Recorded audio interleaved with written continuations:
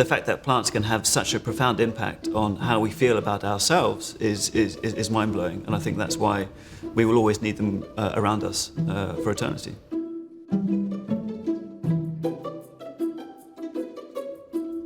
Hi, I'm Alexander Bond. I'm a biophilic designer, and this is my masterclass. My mission and what I try and do on a daily basis is to help educate people on the benefits of reconnecting with nature, getting next to plants, getting within the vicinity of plants wherever possible.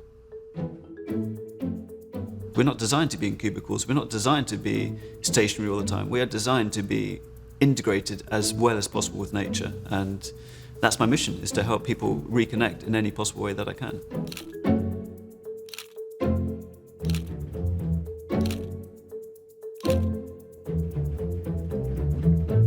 Normally planting is a sort of less of a focus of what we do, and I think that's a mistake, because if we design our spaces in a way that planting is seen as, let's say, the protagonist of the space, you will be creating environments which are much more in tune with what you really do need than, let's say, what you think you need.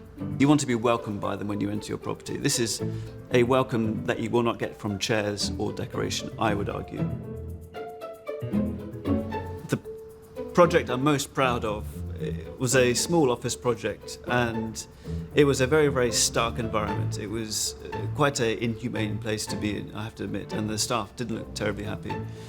We worked with the designers to create a much more sort of interesting organic space, and plants were the main character in this design process.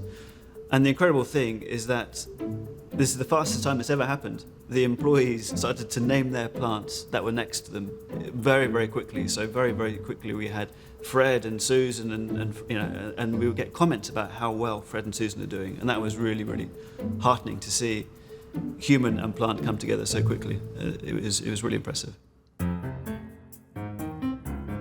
Plants can, of course, touch us emotionally quite simply just by the look and feel that they offer.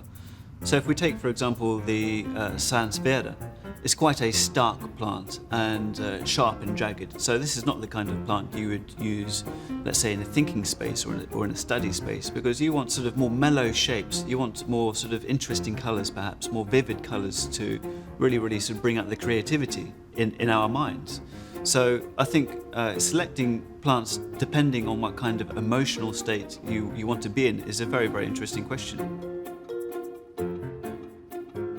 Create space for plants, much like you create space for pictures, because there's no point in sticking a monstera in the corner. We want to make sure that the positioning of plants takes into consideration where our eyes will be. Plants, as visually impressive as they are, they're very, very tactile as well. And as long as you're not pulling away at them, they should and could be touched. In fact, that's one of the enjoyable things about plants, is that you physically can connect with them, and soft leaves are much sort of more conducive to having a calming effect on us, as opposed to sharp, spiky ones. Of course, there are different kinds of succulents, some of them with nice furry leaves, and these sort of tactile elements are really, really important. So it's not just how we visually connect with the plants, but also how we physically do it as well. It would be a dream come true to actually have birds and bees and insects sort of integrated into this space.